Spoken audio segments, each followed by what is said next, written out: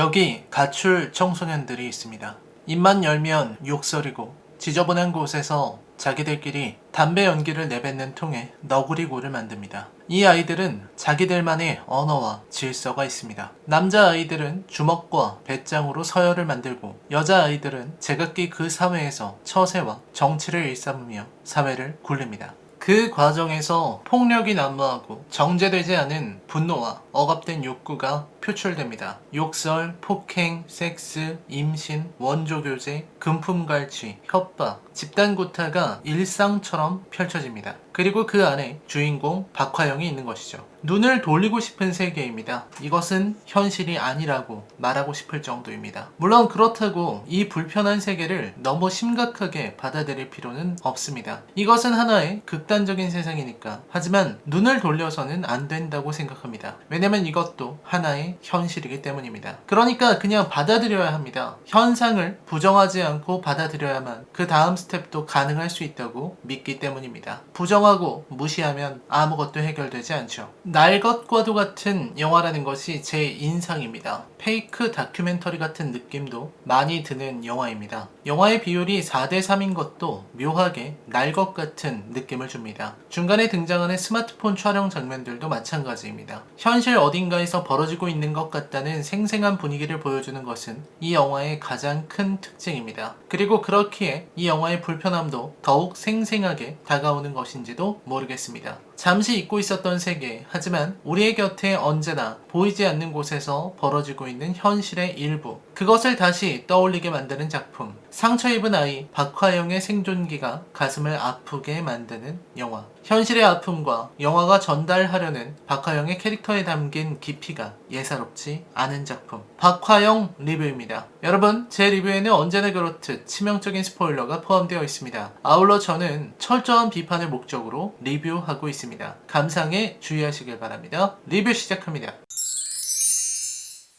건스 앤 로지스의 엑슬 로즈는 그들의 곡 웰컴 투 더 정글에서 상대가 무릎을 꿇는 모습을 보고 싶다고 노래합니다. 가능하다면 피 흘리는 모습도 보고 싶다고. 그들이 묘사하는 정글은 폭력과 굴복, 유혹과 헛된 게임으로 가득한 야만적인 세계입니다. 그리고 여기 박화영이 살아가는 또 하나의 정글이 있습니다. 바로 가출 청소년들의 세계입니다. 여기에서 보여주는 가출 청소년들은 가정과 사회로부터 소외된 이들입니다. 가정도 학교도 사회도 이 아이들을 품어주지 못했습니다. 이 사회의 제도 한 구석 그늘진 곳에서 아이들은 자신들만의 세계를 구성하고 자신들만의 방식으로 살아갑니다. 일종의 정글이죠. 영화가 초반에 보여주는 것은 정글의 생태와 박화영의 생존 방식입니다.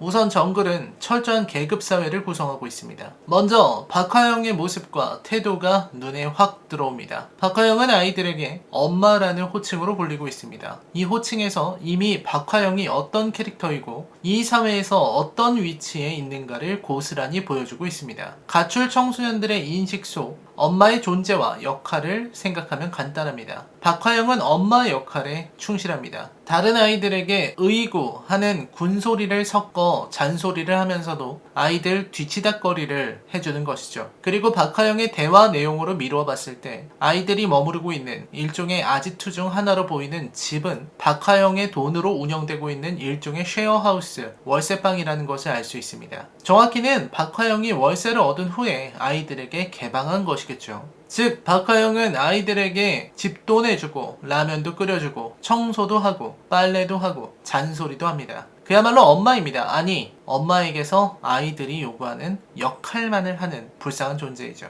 계급은 명확하죠. 상식이는 자연스럽게 이 사회에서 상위에 있는 존재로 보입니다. 그리고 상식은 세진과 화장실에서 섹스를 합니다. 이 부분만 봐도 상식의 위치를 상상할 수 있습니다. 그리고 상식은 박화영을 깔보고 있습니다. 그리고 가만히 살펴보면 모든 아이들이 박화영을 깔보고 있어요. 엄마를 자처하는 박화영이 가장 아끼는 것은 은미정입니다. 은미정은 이 정글에서도 독보적인 위치에 있는 것으로 보입니다. 이기적이고 자기중심적인 성향이죠. 그녀는 한편으로 아이돌 활동도 하고 있는 연예인입니다. 그렇기에 이 정글에서 독특한 위치를 점하고 있는 것이고 박화영도 가장 크게 신경을 쓰고 있습니다. 말하자면 박화영은 은미정 계파로 분류할 수 있는 인사입니다. 은미정에게는 세진이라는 도전자가 있습니다. 영리하고 눈치를 잘 보는 아이죠. 그리고 영화는 이 정글의 우두머리, 최고 포식자인 영재를 보여주며 이야기를 시작합니다. 영재야말로 이 영화 최대의 문제아입니다. 말하자면 살아있는 폭력의 화신이자 움직이는 재앙입니다. 늘 분노로 타오르고 있고 세상에 무서운 것이 없는 질풍노도의 청소년입니다. 잔인하고 폭력적인 인물의 전형이라고 볼 수 있습니다. 아직까지 체포되지 않은 것이 이상할 정도로 폭력적인 아이입니다. 영재는 상식이를 응징하며 자신의 폭력성을 드러내고 이에 박화영에게도 손을 댑니다. 여기에서 재밌는 상황이 벌어지는데 분노한 영재는 은미정과 아이들에게 책임을 물었고 은미정은 희생양으로 박화영을 선택합니다. 즉 내가 사건의 관련자인 박화영을 깠으니 불똥이 튀지 않게 해달라는 것입니다. 은미정은 영재의 여자친구이기도 합니다. 글쎄 여자친구 같은 단어가 이런 상황에 어울리는지는 모르겠습니다만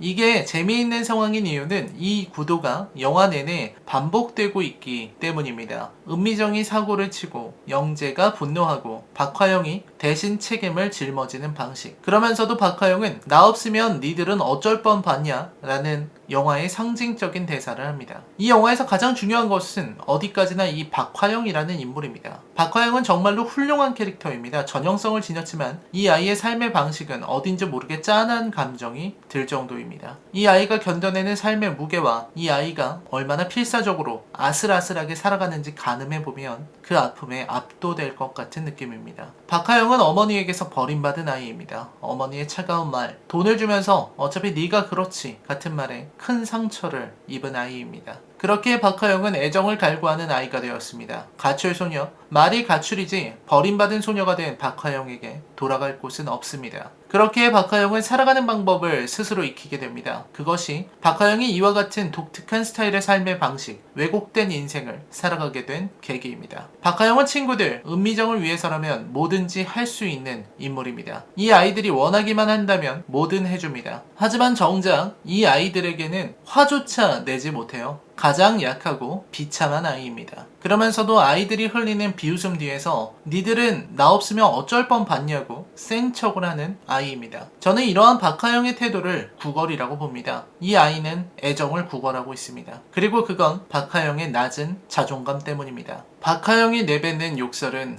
일종의 방어 기제입니다. 자신의 낮은 자존감과 계급을 그리고 약한 감정을 숨기는 방패. 정확히 박화영은 혼자서는 아무것도 아닌 존재입니다. 영화 후반부 은미정이 우리들 없을 때 엄마는 뭐 하냐고 물었을 때 박화영이 그냥 계속 기다린다고 대답한 것에서 드러납니다. 박화영의 외로움은 아주 근원적인 것입니다. 그녀의 애정은 보상받은 적이 없습니다. 그리고 그녀에게는 마땅히 애정을 주었어야 할 어머니의 애정이 결여되어 있습니다. 그렇게 박화영은 엄마 역할을 자청했습니다. 그것이 박화영이라는 아이가 지닌 슬픔의 정체입니다. 세진과 싸우고 세진이 박화영에게 욕을 하고 나간 이후에 박화영은 감기약을 꺼내 먹습니다. 소주와 함께 들이키죠. 박화영의 엄마도 감기약을 먹는 장면이 나옵니다. 박화영에게 엄마는 지울 수 없는 상처이자 강렬한 기억입니다. 엄마의 엄마는 어떤 사람이었냐고 묻는 은미정에게 나랑 똑같다고 말하는 박화영의 말에서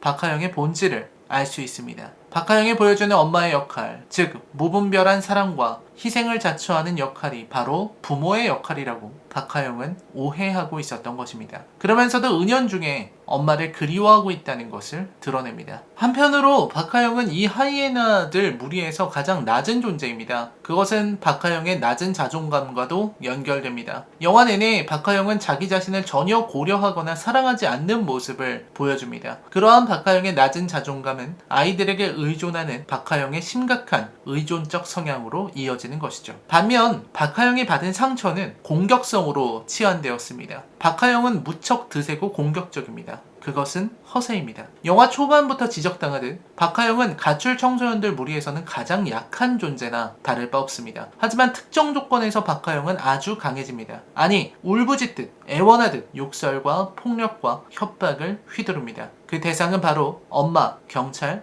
학교, 그리고 자신이 엄마 역할을 해야 할 때. 박화영을 셋 중 하나는 품었어야 했습니다. 가정, 사회, 학교 중 누군가는 이 아이를 품어줬어야 했습니다. 하지만 아무도 책임지지 않았습니다. 그 결과 박화영은 이렇게 되었습니다. 이제 박하영은 이들에 대해서는 거의 괴물과도 같이 공격적으로 변합니다. 이들은 결코 박하영에게 손대지 않습니다. 이들은 결코 박하영을 거두어 주지도 않습니다. 그렇게 버림받았기에 박하영은 따지듯이 덤비는 것입니다. 그것은 박하영이 보여주는 공격성의 본질이라고 저는 생각합니다. 애들 앞에서 센 척하는 것이 전부가 아니라는 것이죠. 엄마에게 협박하러 칼을 들고 갔을 때 엄마에게 퍼붓는 욕설과 협박, 경찰들을 대하면서도 물러서지 않는 모습, 바락바락 악을 쓰는 박하영은 마치 니들이 나를 이렇게 만든 것 아니냐고, 왜 나를 버렸냐고 따지는 것 같습니다. 이후 엄마에게 받은 돈으로 혼자 치킨을 사 먹는데 이것이 영화에서 유일하게 자신에게 내리는 상입니다. 근데 박하영이 혼자 후라이드 치킨을 먹는 모습이 더할 수 없이 슬프게만 보입니다. 망연자실한 눈동자는 무엇을 말하는가? 너무나 맛없게 치킨을 넘기는 박하영의 복잡한 심경은 이 영화가 드러내는 백미 중 하나입니다. 마찬가지로 학교 교무실에서 선생에게 머리를 들이대며 덤비는 박하영의 모습도 세상을 향해 던지는 욕설입니다. 습관처럼 말하는 더러운 세상. 박하영은 그것을 자신의 언어로 말하고 있는 것이죠. 박하영의 최후는 그래서 아쉽습니다. 은미정을 돕기 위해 은미정과 같은 아이돌 멤버를 공격하고 은미정을 구해주려고 은미정에게 대신 구타당하고 영재에게도 구타당한 박하영은 그럼에도 은미정을 믿고 은미정에게 자기 돈을 다 내주는 아이입니다. 그리고 은미정의 계획에 동참했다가 일이 풀리지 않아 원조 교제를 하러 온 남자에게 강간까지 당했음에도 불구하고 자신이 손도 대지 않은 살인사건을 스스로 뒤집어 쓰는 모습이죠. 박하영의 행동은 너무나 부자연스럽습니다. 하지만 저는 이것을 잘못 그렸다고 비판하고 싶지는 않습니다. 박하영은 아직 아이니까요. 이 아이는 그렇게 하는 것 외에는 배우지 못했어요. 정상적으로 관계를 설정하고 그 안에서 자신을 사랑하는 방법을 배우지 못했습니다. 그래서 마지막까지 자신을 희생했습니다. 그리고 몇 년 후 출소한 후에 만난 은미정에게 여전히 엄마로 불리기를 바라는 박하영의 모습에서 안타까움을 금할 수 없습니다. 은미정은 박하영에게 별로 고마워하지도 않습니다. 은미정에게 박하영은 그냥 호구니까, 그 정도였으니까. 그리고 여전히 박하영은 제2, 제3의 은미정을 키우고 있습니다. 아이들과 지내는 박하영의 모습과 그런 박하영의 모습에서 만만한 틈을 엿보는 아이들의 시선이 섬뜩하게 느껴지는 결말입니다. 박하영은 시간이 지나도 조금도 발전하지 못했습니다. 그렇게 박하영은 어른 아이가 되는 것이죠. 영화의 설정들은 때로 매우 디테일하고 때로 매우 전형적입니다. 아이들이 원조 교제를 하고 남자를 먼저 샤워하게 한 후 남자들이 들어와 원조 교제남을 협박해서 금품을 터는 것은 실제 사건이죠. 실제 사건을 영화로 만들었다는 부분에서 현실감은 극대화하지만 한편으로는 식상함도 느껴집니다. 중요한 건 이 영화가 청소년들이 할 수 있는 범죄를 나열하고 있다는 것입니다. 중학생 정도로 보이는 애들에게 키스를 파는 은미정의 모습은 기가 찰 정도입니다. 아이들은 집요할 정도로 사회와 세상의 허점을 파고들고 자신들이 취할 수 있는 이득은 영리하게 취하면서 살아갑니다. 그러한 생존의 방식을 보고 있자면 이 사회의 가장 어두운 곳이 바로 이런 가출 청소년들의 그늘이 아닌가 하는 생각을 가지게 되는 것이죠. 영화의 편집도 흐름도 저는 좋았다고 생각합니다. 적나라한 표현들은 디테일이 살아있습니다. 담배를 꼭 손대지 않고 피우는 은미정의 설정도 좋았습니다. 손에 담배 냄새가 배는 것이 싫어서 저렇게들 하죠. 중요한 건 이 영화가 다루는 세상이 우리들이 살아가는 세상의 일부라는 것입니다. 영화는 리얼리즘의 기법으로 세상의 단면 하나를 보여준 것입니다. 이 영화로 가출 청소년들의 세상 전부를 그릴 수는 없지만 적어도 일면을 받아들일 수는 있습니다. 그것을 드러낸다는 부분에서 이 영화는 가치가 있습니다. 그리고 조직 내에서 가장 밑바닥에 있는 박하영의 눈물겨운 생존투쟁, 살기 위해 택한 굴욕적인 삶의 방식이 꼭 남의 일처럼 느껴지지 않는 것이 이 영화의 또 하나의 장점이라고 하겠습니다. 영화 박하영에 대한 제 평점은 10점 만점에 6점입니다. 저는 이 영화가 전시한 불편한 폭력에 대한 반감보다는 박하영을 통해 전시한 씁쓸한 일면을 더 높게 평가해야 한다는 생각을 가지고 있습니다. 다만 배우들에 대해서는 걱정이 좀 되는군요. 배우들이 노출된 욕설과 폭력의 상황이 제법 무겁게 보입니다. 라인의 컬처 쇼크 영화 리뷰는 계속됩니다. 저는 여러분의 댓글을 전부 읽습니다. 댓글 부탁드립니다. 저는 다음 영상에서 뵙겠습니다. 시청해주셔서 감사합니다. 안녕히 계십시오.